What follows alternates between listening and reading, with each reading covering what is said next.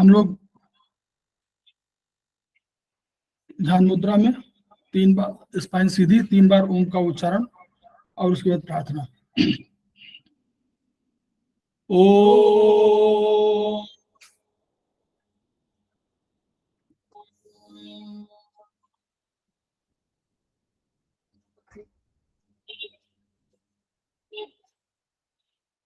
ओ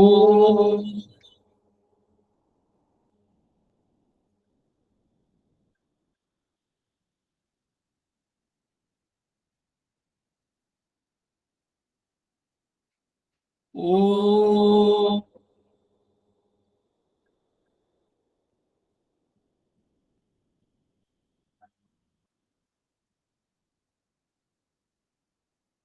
वह शक्ति हमें दो दयानिधे, कर्तव्य मार्ग पर डट जाए, पर सेवा पर उपकार में हम निज जीवन सफल बना जाए।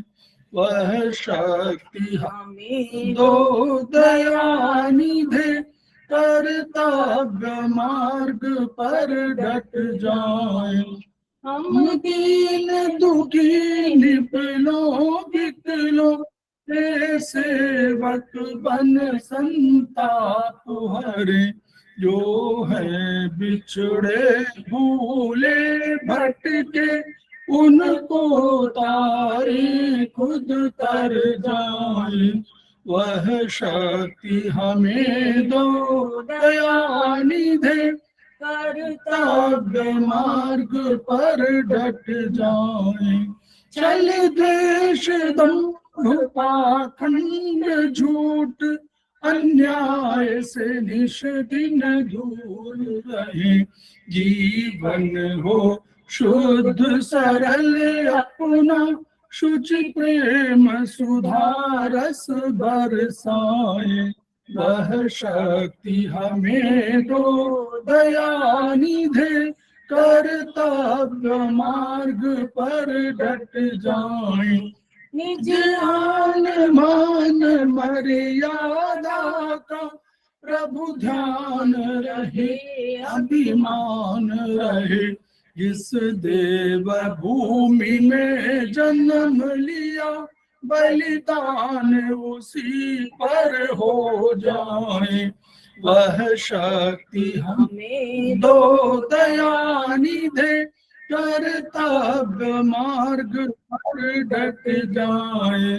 और सेवा पर उपकार में हम निज जीवन सफल बना जाए।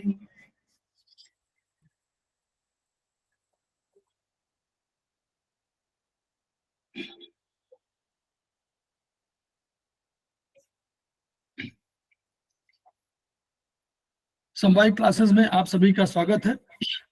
हमारे बीच में मिसेस वर्षा श्रीवास्तव, उपाध्यक्ष समवाय फाउंडेशन उपस्थित हैं, उनका स्वागत है। हमारे बीच में अनिता जैन जी उपस्थित हैं, सेमेस्टर 5 की स्टूडेंट हैं और आज की फैकल्टी भी हैं, समवाय फाउंडेशन के प्रमोटर हैं, उनका स्वागत है। हमारे बीच में अर्चना जैन जी उपस्थित हैं, उनका स्वागत है। हमारे बीच में जागृति मिस्त्री जी उपस्थित हैं, वो बहुत सीनियर थेरेपिस्ट भी हैं और प्रोफेसर हैं, से जुड़ी हुई हैं एस्पस से, उनका स्वागत है। हमारे प्रतिमा राज जी उपस्थित हैं, सेमेस्टर 1 की स्टूडेंट हैं, उनका स्वागत है। हमारे बीच में मनोज गोयल जी उपस्थित हैं, नहीं नीतू जैन जी उपस्थित हैं, उनका स्वागत है। वो हमारे सेमेस्टर 4 के स्टूडेंट हैं और समवाय फाउंडेशन के प्रमोटर हैं, उनका स्वागत है। हमारे बीच में मुक्ता अनिल कुमार जी उपस्थित हैं, जो जिनका स्वागत मैं कर रहा हूं, वो हमारे वरिष्ठ सहयोगी हैं, उनका स्वागत है। हमारे बीच में श्री के तिवारी जी उपस्थित हैं, उनका स्वागत है, वो के स्टूडेंट हैं और हमारे समवाय फाउंडेशन के प्रमोटर हैं, उनका स्वागत है। हमारे बीच में सुधा पाठक जी उपस्थित हैं, उनका स्वागत है, वो सेमेस्टर 4 की स्टूडेंट हैं और हमारे समवाय फाउंडेशन के प्रमोटर हैं, उनका स्वागत है। हमारे बीच में बबली सिंह जी उपस्थित हैं, वो सेमेस्टर 4 के स्टूडेंट हैं और समवाय फाउंडेशन के प्रमोटर हैं, उनका स्वागत है। हमारे बीच में अमरेंद्र कुमार रॉय उपस्थित हैं, जो सेमेस्टर 2 के स्टूडेंट हैं, उनका स्वागत है। हमारे साथ में प्रतिमा जी उपस्थित है, प्रतिमा जी उपस्थित है, उनका स्वागत है। हमारे बीच में अन्य दो सहयोगी प्रभा बारंगा भी उपस्थित है, उनका स्वागत है। और हमारे बीच में प्रियंका शहरान उपस्थित है, उनका भी स्वागत है। हमारे बीच में रंजन कुमार जी उपस्थित है, सेकेंड सेमेस्टर के स्टूडेंट हैं, उनका स्वागत है। हमारे बीच में वंदना दुबे जी उपस्थित है, उनका स्वागत है। हुमा खानम जी उपस्थित है, सेमेस्टर 2 के स्टूडेंट हैं, उनका स्वागत है। और हमारे बीच में बबीता तिवारी जी उपस्थित है, उनका स्वागत है। हमारे बीच में पंजाब राय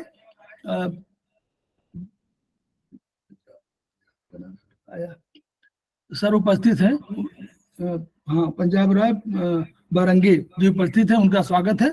हमारे बीच में बहुत से नए विजिटर्स हमारे अतिथि, हम स्वागत कर रहे हैं सभी का।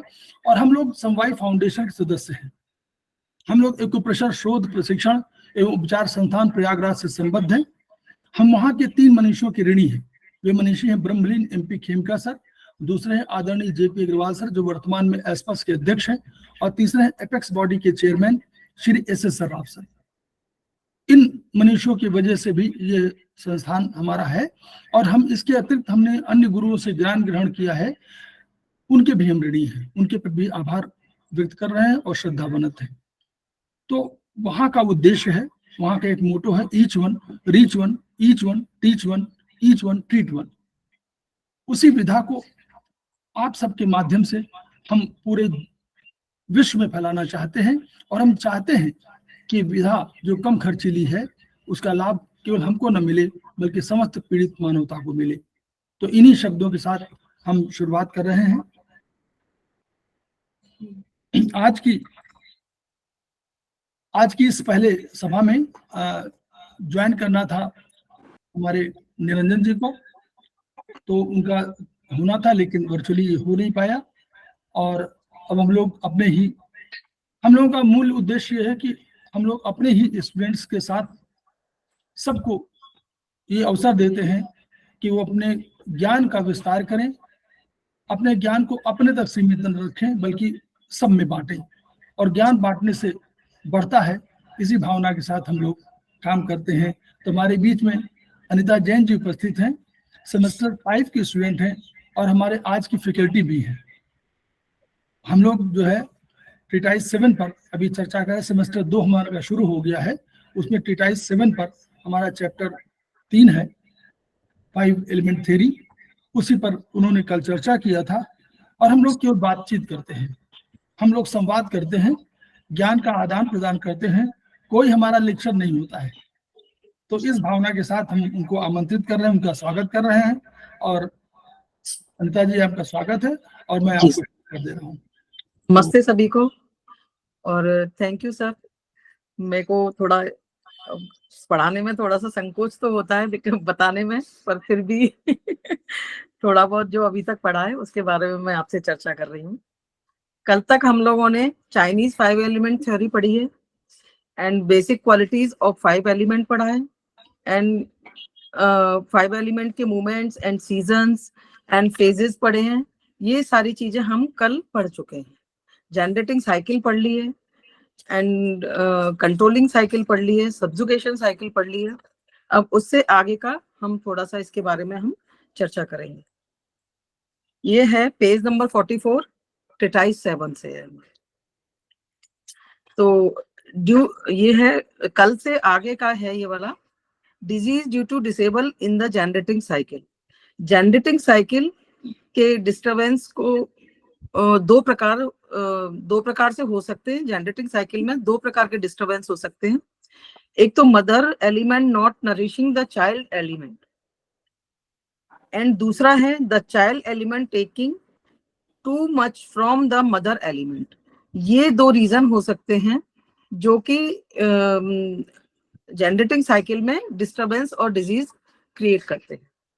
तो इसमें एक एग्जाम्पल भी है इसमें कि किस तरह से हम ऑर्गन को देखेंगे और किस किस तरह से इसमें हमको प्रॉब्लम्स आएंगी, वो सारी चीजें इसके अंदर बताई गई है।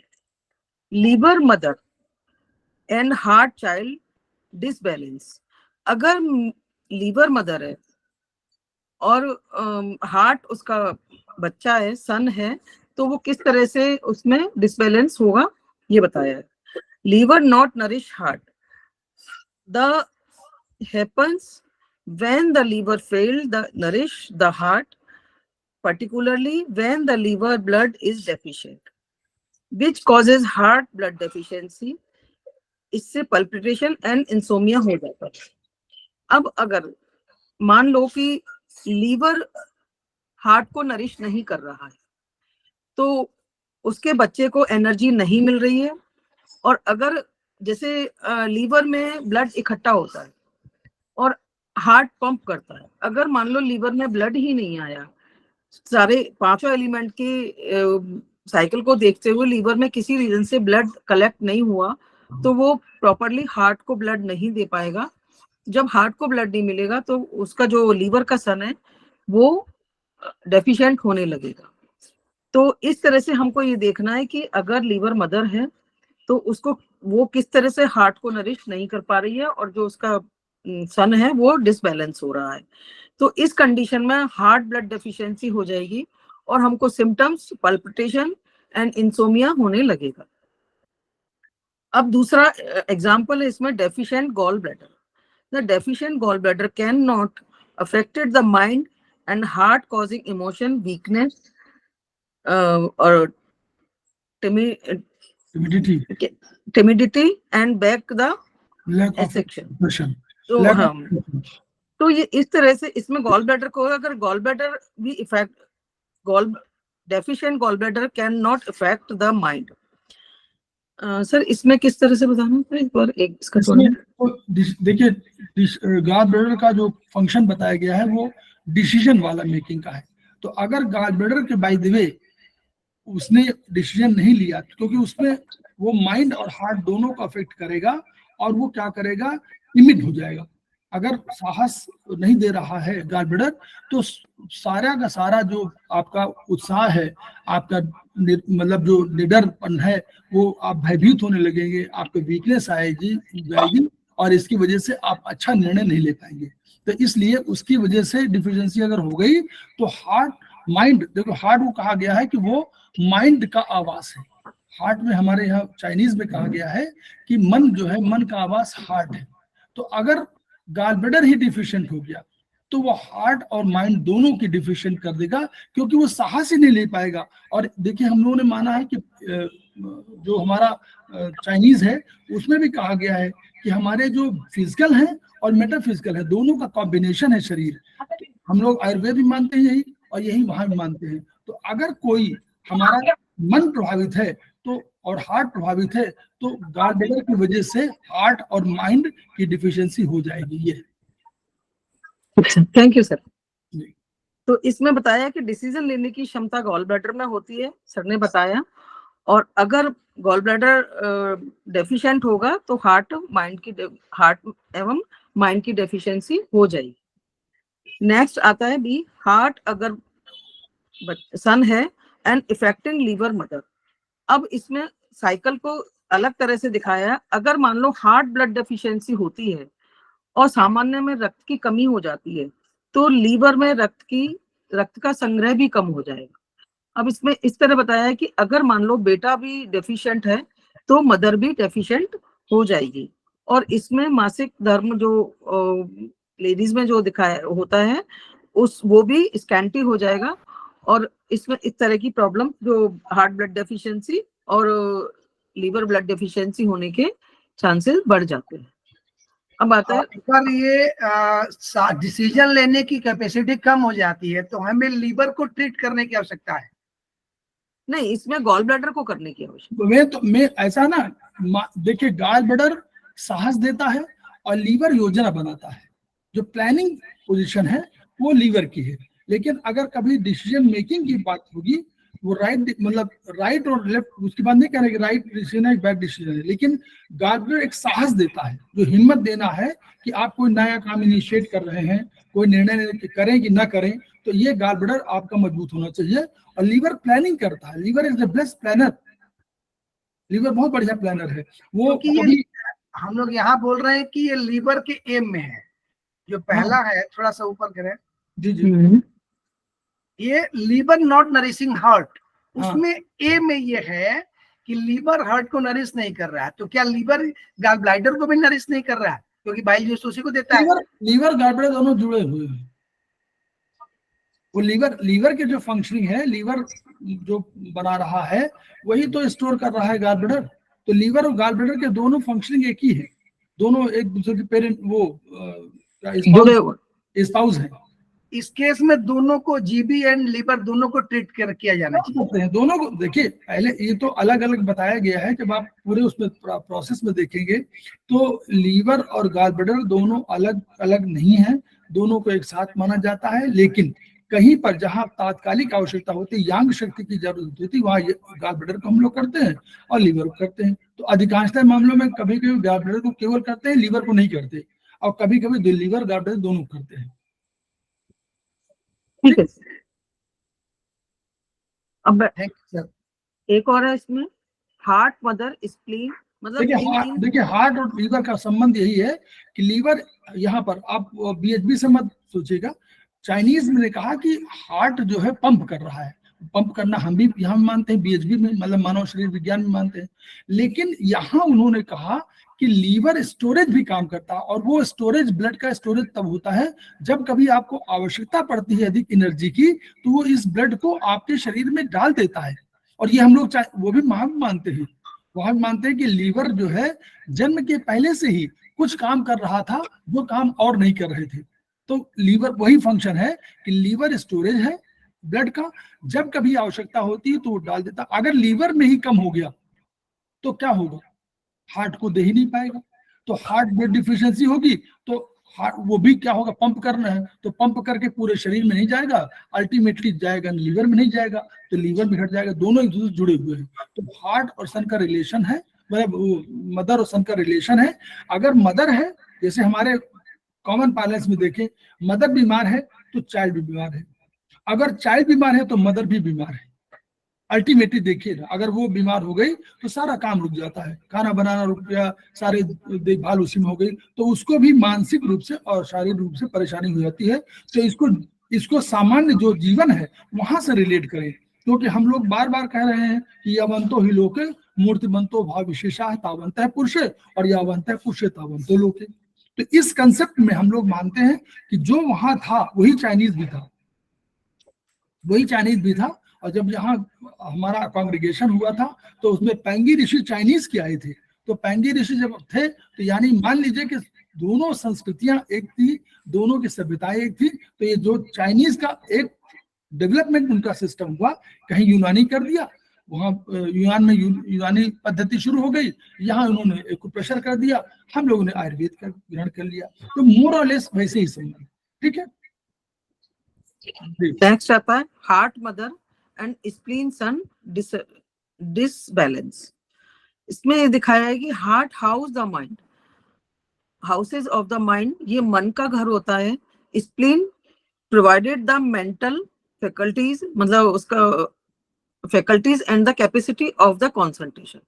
ये हार्ट में मन का घर होता है हार्ट में, एंड स्प्लीन में होता है कि ध्यान केंद्र होता है।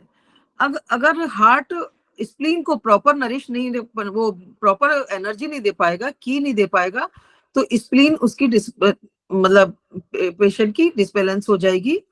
और इसमें हार्ट फायर इज इफ, मतलब ये डिसबैलेंस हो जाएगी if heart fire is the deficient,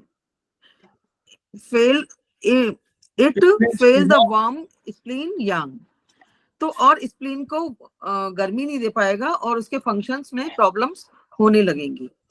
it let's the cold feeling and the diarrhoea, और उसके सिम्टम्स इस तरह के होंगे कि इसमें कोल्ड फीलिंग होगी, और स्प्लीन की जो रोकने की क्षमता है, जो एक कैपेसिटी है, वो भी कम हो जाएगी, और डायरिया होने लगेगा, उसमें रोकने की क्षमता कम हो जाएगी, क्योंकि उसको हार्ट से प्रॉपर एनर्जी नहीं मिल पा रही है।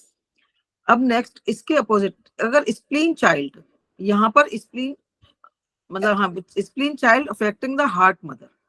अब उल्टा भी हो जाता है, अगर स्प्लीन बच्चा बीमार है तो हार्ट भी, उसकी मदर भी उससे इफेक्टेड हो जाएगी। The spleen make the key and blood, जब स्प्लीन की और ब्लड नहीं बना पाएगी क्योंकि वो वीक है, सन उसका वीक है, the heart need the constantly supply of blood if the spleen does not produce the enough blood.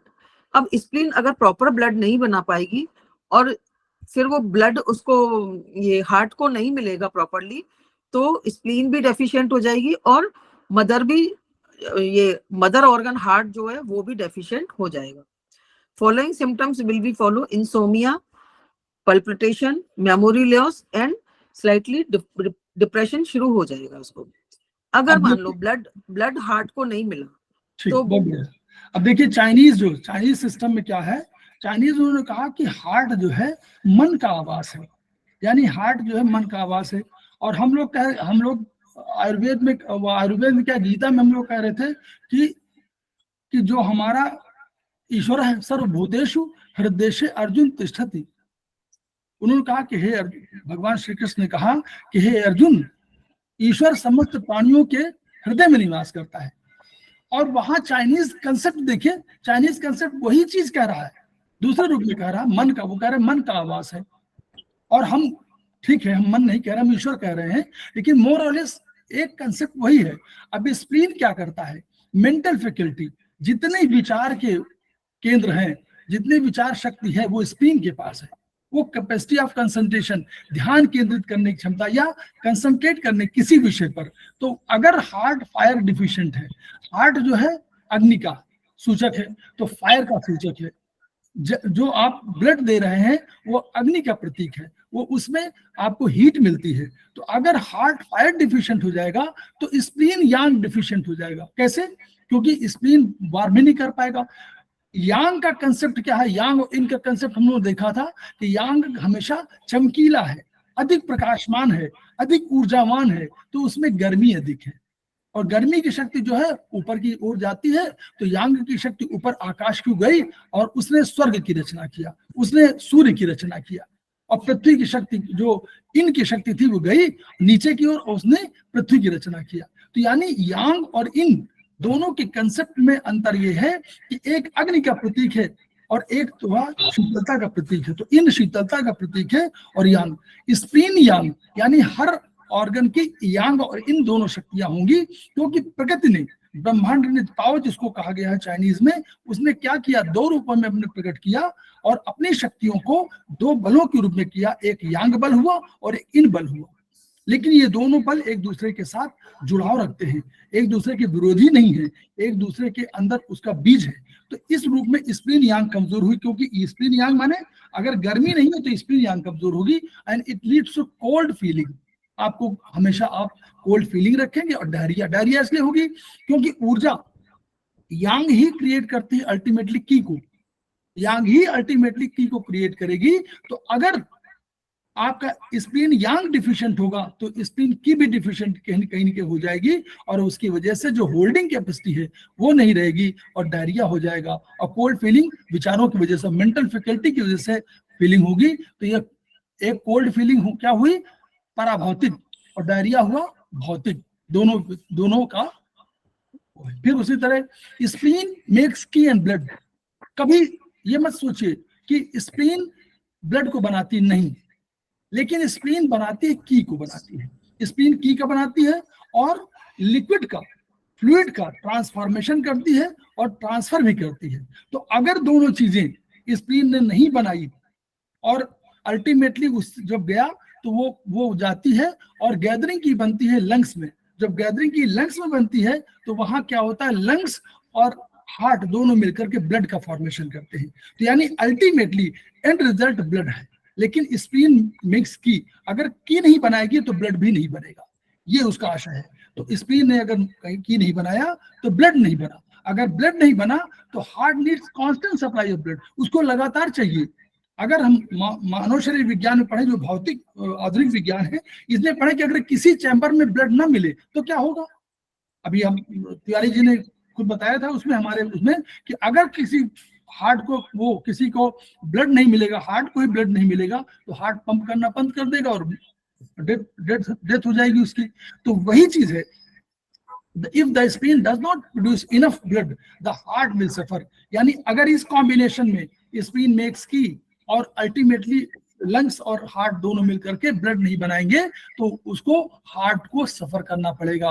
और फिर क्या होगा, वही जो उसके रिजल्ट है, दोनों है हमारा भौतिक भौतिक दोनों, insomnia, palpitation, memory loss brain की वजह से, क्योंकि ब्रेन में जाएगा और मेमोरी सेंटर ब्रेन में है तो वहां पर मेमोरी लॉस हो जाएगी, स्लाइट डिप्रेशन होगा और अभौतिक है, और पैल्पिटेशन आपका भौतिक है, इंसोम्निया अनिद्रा है वो भी आपका पराभौतिक है। ठीक, आगे। ठीक है, okay sir, thank you sir. अब आता है spleen mother and lungs son disbalance. अगर स्प्लीन मदर है affected the lungs son of the disbalance. Spleen transport the transform and transport fluid. Spleen he food का ट्रांसपोर्टेशन करती है and transform करती है। ये दोनों काम जब स्प्लीन से होते हैं और स्प्लीन मदर वीक है and if the work of empire और अगर वो दोनों ये काम नहीं कर पाएगी तो क्या हुआ, कफ का निर्माण होने लगे, क्योंकि कफ स्प्लीन में 75% कफ स्प्लीन बनाती है। तो वहां पर इस तरह का जब वो वीक हो जाएगी, अपना काम वो प्रॉपर नहीं कर पाएगी, तो वहां पर कफ का निर्माण होने लगेगा और कफ के निर्माण होने से लंग्स इफेक्टेड हो जाएंगे और लंग्स इफेक्टेड होंगे तो ब्रीथलेसनेस एंड अस्थमा हो जाएगा। Lungs child affected the spleen mother. इसका अगला ये है द लंग्स गवर्न की एंड इफ लंग्स की द डेफिशिएंट। और अगर लंग्स की डेफिशिएंट हो जाती है, क्योंकि लंग्स की गवर्न करती है, तो स्प्लीन की will be also be deficient. और अगर लंग्स की डेफिशिएंट है तो उसमें स्प्लीन की भी डेफिशिएंट हो जाएगी और उसके कॉजेज, इसके सिम्टम्स इस तरह से आएंगे कि वो थकान होने लगेगी, नो एपेटाइट होगी एंड लूज मोशन होने लगेंगे। क्योंकि यहाँ पर स्प्लीन भी डेफिशिएंट है तो उसमें थकान होने लगेगी, एनर्जी मिलती है अपने को स्प्लीन से और भूख भी नहीं लगेगी उसमें, और उसकी होल्डिंग पावर कम हो जाएगी तो लूज स्टूल्स भी शुरू हो जाएंगे उसके। नेक्स्ट आता है, इसलिए प्राय देखा गया है कि लंग्स की और स्प्लीन की साथ साथ देते हैं। ये दोनों जब डेफिशिएंट हो गए तो इन दोनों को साथ साथ दे करके ही एक दूसरे को सपोर्ट देते हुए ही अपन को ट्रीट करना पड़ता है। The lungs mother and kidney son disbalance. The lungs mother affected kidney child. जो किडनी सन है उसका और लंग्स मदर है, तो उसमें क्या होता है कि लंग्स की नीचे की ओर जाती है और वो किडनी तक जाती है। जब लंग्स की किडनी की भी नीचे ही जाती है, पर लंग्स की पहले किडनी तक जाती है और किडनी की जितना उसको जरूरत होती है वो रोकती है और लंग्स के द्रवों को प्रभावित करके उनको नीचे की ओर भेजती है। और अगर वो ऐसा नहीं कर पाते तो लंग्स की डेफिशिएंट हो जाएगी एंड लंग्स की एंड फ्लूइड की दोनों ही नीचे किडनी को नहीं भेज पाता है। इसलिए ये लक्षण होते हैं कि ब्रीथलेसनेस होने लगती है और ड्राइनेस होने लगती है और किडनी फिर वो गर्म होने लगती है, क्योंकि वो फ्लूइड को निकाल नहीं पा रही है, क्योंकि वो वीक है, क्योंकि इसके अंदर सारे टॉक्सिन्स और जितने भी वो वेस्टेज होते हैं वो किडनी फिल्टर करके जब निकालती है, वो काम उसका जब प्रॉपर नहीं होगा क्योंकि वो वीक हो रही है, लंग्स की डेफिशिएंट भी हो रही है और किडनी की भी डेफिशिएंट हो रही है, तो उस कंडीशन में इस तरह के लक्षण आने लगेंगे और ब्रीथलेसनेस होने लगेगी और ड्राइनेस होगी। और इसकी रिसीविंग की, जो किडनी जो रिसीव कर रही है की को, वीक होने की वजह से वो की को रिसीव नहीं कर पा रही है, तो उसके साथ ये प्रॉब्लम्स, ड्राइनेस और गर्म हो जाएगी की, तो इस तरह के लक्षण उसके अंदर आने लगेंगे। The kidney affecting the lungs. If kidney की डेफिशिएंट, तो किडनी की ऊर्जा को रोक नहीं पाती है, ऐसे में ऊर्जा मार्गोल्लंघन करके ऊपर की ओर चली जाती है। अब अगर किडनी सन है और लंग्स मदर है, तो जब किडनी लंग्स की जब किडनी तक आती है तो और की डेफिशिएंट है तो की को वो वापस ऊपर भेज देता है, क्योंकि वो उस पर वर्क नहीं कर पा रही है। तो इसके अंदर ये बताया कि किडनी की अपोजिट ऊर्जा जो नीचे जानी चाहिए थी वो ऊपर जाने लगेगी, तो उससे लंग्स इफेक्टेड होने लगेंगे और लंग्स फिर मतलब सांस प्रॉपर नहीं हो पाएगी और सांस फूलने लगेगी उसके अंदर, क्योंकि किडनी डेफिशिएंट है उसके अंदर। तो किडनी प्रॉपर वर्क नहीं कर पा रही है, और जो किडनी लंग्स से जो लंग्स से की मिली है उसको वो उसको ही वापस भेज देती है। तो इस तरह से उसके मतलब लंग्स को एक्सेस हो जाता है वो इस तरह से, और वो सांस फूलने लगती है क्योंकि वहां पर एक्सेसिव एनर्जी हो गई है। नेक्स्ट आता है kidney mother the liver. Kidney वाले में देखिए, किडनी की क्या मतलब है कि देखिए लंग्स और किडनी का रिलेशनशिप है।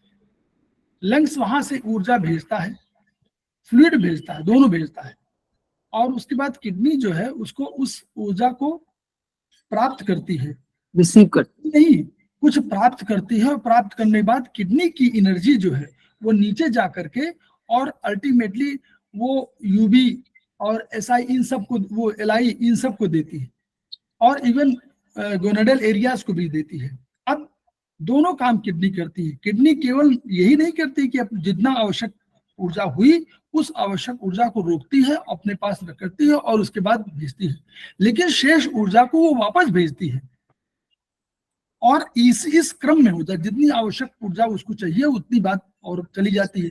अगर किडनी की डिफिशिएंट हो गई किसी कारण से भी, तो किडनी इस ऊर्जा को रोक ही नहीं पाएगी, और अगर रोक नहीं पाएगी तो वो ऊर्जा अपने कंट्रावेक्शन के माध्यम से फिर ऊपर चली जाएगी। उसको रोकने के लिए किडनी क्षमता ही नहीं है, तो उस क्षमता को नहीं है, तो अल्टीमेटली वो कंट्रावेक्शन हो जाएगा, और कंट्रावेक्शन होने के बाद वो फेफड़ों में आपका यहाँ चेस्ट कंडीशन हो जाएगा, सांस फूलेगी।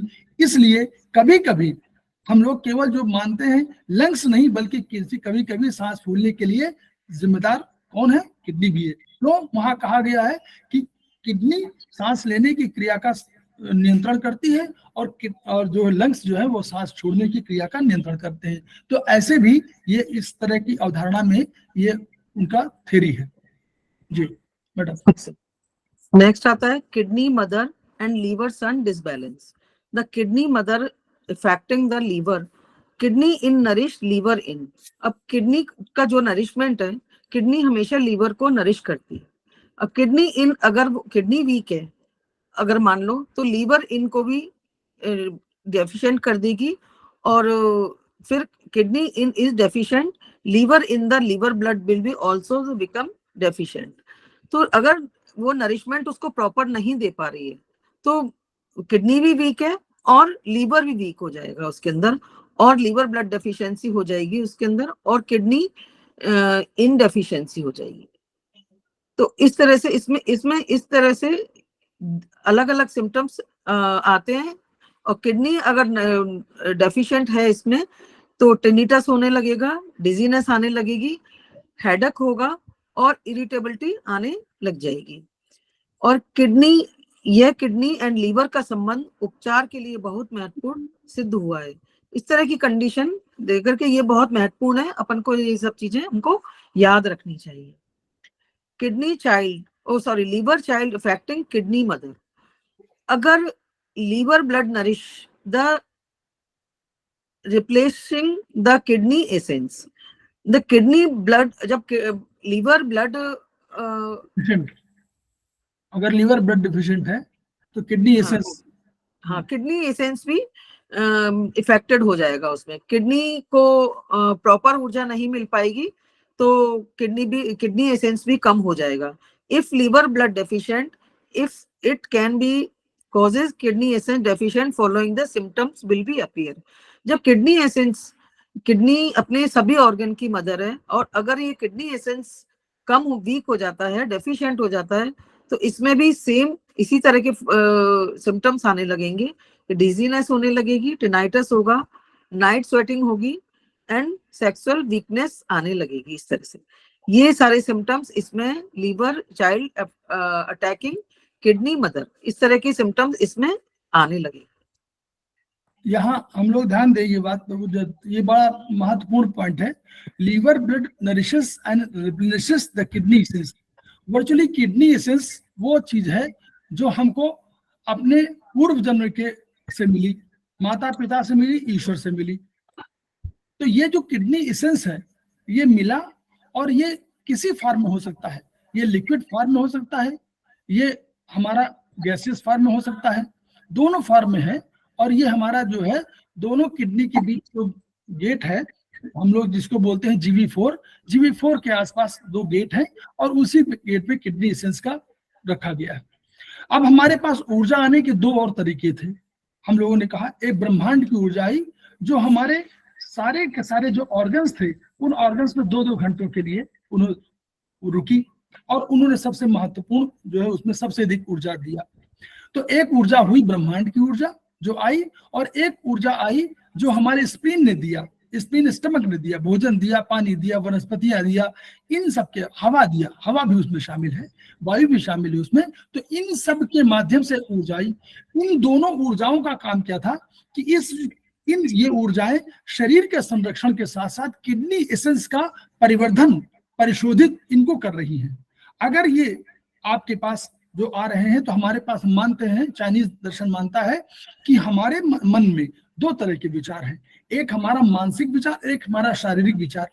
तो शारीरिक विचार जो हुआ, 2 विचार हुए, तो यानी मेटाफिजिकल और फिजिकल दोनों के लिए जरूरी है ऊर्जा। अब ऊर्जा आई और उस ऊर्जा ने मन, विचार और शरीर तीनों का संरक्षण किया। तो वो ऊर्जा आ करके इस किडनी एसेंस को परिवर्धित और परिशोधित करती है। कैसे? केवल इसीलिए नहीं, कर्मों के माध्यम से, कर्मों के माध्यम से, विचार के माध्यम से और आपके शरीर के माध्यम से। जैसे मान लीजिए आपने अच्छा भोजन लिया तो निश्चित रूप से अच्छा ब्लड बनेगा, अगर आपने खराब भोजन लिया तो ब्लड का इस क्वालिटी घट जाएगी।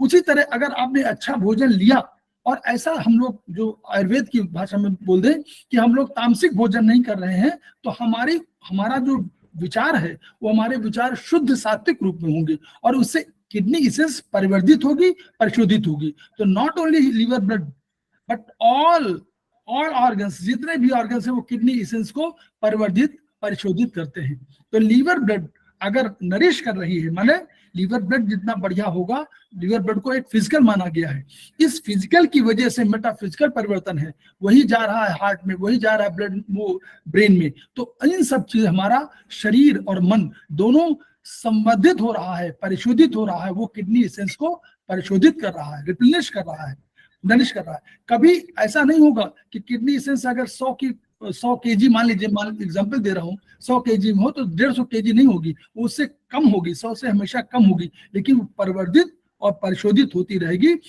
अगर लीवर ब्लड डिफिशिएंट है तो किडनी एसेंस डिफिशिएंसी होगी और इसलिए ये कारण होंगे, तो उससे ये सारी प्रॉब्लम्स होने लगेंगी।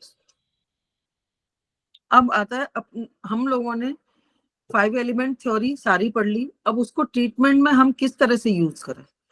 तो पंच तत्व सिद्धांत का उपयोग उपचार में 2 प्रकार से होता है। एक तो पंच तत्व एलिमेंट साइकिल के अकॉर्डिंग होता है और दूसरा 5 शू पॉइंट्स के अकॉर्डिंग होता है। तो इन दोनों थ्योरी के अकॉर्डिंग हमको ये सब चीजें देखनी है। 5 एलिमेंट साइकिल में हमने क्या क्या पढ़ा है? क्रिएशन साइकिल पढ़ा है, सब्जुकेशन साइकिल पढ़ा है, एंटी क्रिएशन साइकिल पढ़ा है एंड एंटी सब्जुकेशन साइकिल। तो इस तरह से हमने ये 4 साइकिल पढ़ी है और 5 शू पॉइंट भी इसमें पढ़े हैं हमने। तो use of element and cycle in treatment the internal organ, हमको एक ऑर्गन का इसमें एग्जांपल दिया है कि हम इन किस तरह से इन साइकिल के अकॉर्डिंग हम ऑर्गन को देखेंगे, मदर और चाइल्ड के ऑर्गन देखेंगे और इस तरह से हम लोगों को ट्रीटमेंट के लिए हमें डायग्नोसिस करना होगा। पहले लीवर की डेफिशिएंसी के कारण को खोजना होगा। इफ लीवर इज डेफिशिएंट, अगर लीवर डेफिशिएंट है तो सबसे पहले हमें लीवर की डेफिशिएंसी का कारण खोजना होगा। कारण को खोजने के लिए हमें कई सिद्धांतों को देखना पड़ेगा, उन सिद्धांतों को देख करके ही हम अनुमान लगा पाएंगे कि लीवर डेफिशिएंट किस रीजन से हुआ है। अगर mother element, water element, kidney liver का पोषण नहीं कर पा रही है तो किडनी लीवर दोनों को टोन किया जाएगा। अगर mother element water kidney liver का पोषण नहीं कर पा रही है, अब लीवर में जब जैसे ब्लड ही नहीं आया अपने को, इस मान लो लीवर में इस तरह से ब्लड नहीं आ पाया है तो लीवर ब्लड डेफिशिएंसी होने लगेगी, तो किडनी का भी पोषण नहीं हो पाएगा। जब वो बच्चा बीमार होगा, उसके अपने जो थ्योरीज जो अपन ने देखी है, क्रिएटिव साइकिल जो है, जनरेटिंग साइकिल जो है, उसके अकॉर्डिंग बताया कि मदर एलिमेंट अगर बीमार है तो चाइल्ड बीमार है तो मदर एलिमेंट भी बीमार हो जाएगा। इसमें भी यही बताया है कि अगर लीवर डेफिशिएंट है तो जो मदर उसकी है उसको भी पोषण नहीं मिल पाएगा, तो लीवर और किडनी दोनों ही बीमार हो जाएंगे। तो हमको दोनों ही ऑर्गन को टोन करना पड़ेगा। नेक्स्ट सिद्धांत हमको देखना पड़ेगा कंट्रोलर एलिमेंट के अकॉर्डिंग। अगर कंट्रोलर एलिमेंट लंग्स के लीवर पर ओवर एक्ट करने के कारण लीवर डेफिशिएंट हो गया तो लंग को सीडेट करना पड़ेगा। अब इसमें साइकिल इस तरह से दिखाई है कि जो creative cycle, sorry controller cycle है, लंग लीवर को कंट्रोल करता है। अब अगर लंग ओवर जब ज्यादा उसको कंट्रोल करने लगेगा तो क्या होगा कि सॉरी लीवर के ऊपर वो ज्यादा कंट्रोल करने लगेगा लीवर को, तो क्या होगा, लीवर डेफिशिएंट हो जाएगा। जिससे बच्चे को जब ज्यादा दादा जो होते हैं जब ज्यादा उसको डांटते हैं या कुछ करते हैं या ज्यादा बार बार उसको टोकते हैं तो बच्चा सहम जाता है। ऐसे ही इसमें भी ये दिखाया है कि लीवर सहम जाता है और तो लीवर डेफिशिएंट हो जाता है। इसका मतलब लंग्स हाइपर एक्टिव हो रहा है और इसके ऊपर ज्यादा वर्क कर रहा है। तो लंग को हम जब सीडेट करेंगे तो लीवर को प्रॉपर एनर्जी मिलेगी और लीवर डेफिशिएंट जो होगा वो ठीक होने लगेगा। If son heart draw too much the mother liver, अब अगर मदर लीवर है तो और हार्ट ज्यादा ऊर्जा को ले रहा है, मदर से ज्यादा ऊर्जा ले रहा है हार्ट, तो उसमें हमको हार्ट को सीडेट करना पड़ेगा। जैसे अगर पुत्र हार्ट पिता लीवर से बहुत ज्यादा ऊर्जा खींच रहा है तो हार्ट को सीडेट करना पड़ेगा। इसमें भी यही दिखाया है कि बच्चा अगर ज्यादा एनर्जी को ले रहा है मदर से या फादर से, तो जब अपन सन को सीडेट करेंगे तो उनको उनकी ऊर्जा प्रॉपर बनी रहेगी, तो उनकी डेफिशिएंसी इस तरह से कम होने लगेगी और हार्ट को सीडेट करेंगे तो लीवर को हम ट्रीट इस तरह से कर सकते हैं। If spleen the insulting insulting liver causing deficient of liver then seeded spleen, अगर स्प्लीन को लीवर का कंट्रोलर ऑर्गन और लीवर को उल्टा प्रभावित करने लग जाए तो लीवर में डेफिशिएंसी आने लग जाएगी, हार्ट भी डेफिशिएंट कर देंगे और स्प्लीन को सीडेट किया जाएगा। अब स्प्लीन अगर मान लो हार्ट के ऊपर ज्यादा वो करने लगे, उसके ऊपर ज्यादा उल्टा प्रभाव करने लगे, तो हमको स्प्लीन को सीडेट करेंगे तो हार्ट को प्रॉपर एनर्जी हार्ट के पास रहेगी, तो वो भी हार्ट भी सॉरी लीवर पे रहेगी, तो लीवर जो डेफिशिएंट हो रहा होगा वो नहीं होगा उसमें। और अगर डेफिशिएंट हो रहा है और स्प्लीन को हम सीडेट करेंगे तो लीवर सही होने लग जाएगा। If liver deficient is causing heart deficient also the tone both liver and heart, अगर लीवर में डेफिशिएंसी के कारण हार्ट भी डेफिशिएंट हो जाए तो लीवर और हार्ट दोनों को टोन किया जाएगा।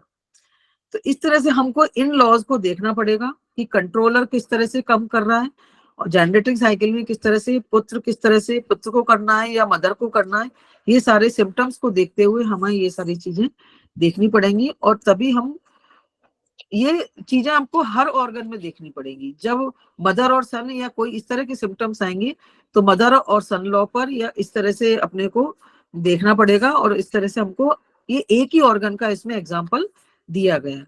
इफ लीवर इज एक्सेस, तो एक्सेस के कारण को खोज करके, अभी तक तो सारी बातें डेफिशिएंसी की हो रही थी, अब इसमें लीवर एक्सेस की बात आई है कि अगर लीवर एक्सेस है और लंग डेफिशिएंट है तो लंग लीवर का कंट्रोल नहीं कर पा रहा है, लंग को टोन करेंगे और लीवर को सीडेट करेंगे। किन्हीं बहुत सारी कंडीशन में लीवर एक्सेस हो जाता है और अगर लीवर एक्सेस होता है तो लंग्स की ऊर्जा कम होने लगती है, तो लंग्स को हम टोन करेंगे और सीडेड हम लीवर को करेंगे तो लंग्स को एनर्जी मिलेगी और इस तरह से हमको ये ट्रीट करना पड़ेगा। अगर लीवर एक्सेस होने के कारण स्प्लीन डिप्रेस हो रही है तो उसको टोनिफाई करना पड़ेगा।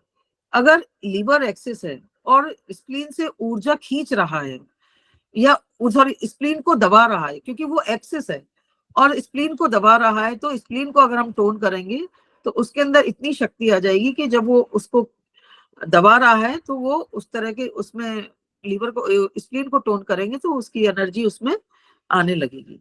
The liver excess the mother kidney से टू मच एनर्जी को ड्रॉ कर रहा है तो टोनिफाई किडनी। अगर लीवर एक्सेस है और किडनी से ज्यादा एनर्जी ले रहा है, उससे खींच रहा है, तो हमको किडनी को टोन करना पड़ेगा और लीवर को सीडेट करना पड़ेगा। इस तरह से हमें ये सारे ट्रीटमेंट, इसी प्रकार से heart, spleen, lung and kidney की डेफिशिएंसी का उपचार किया जाता है।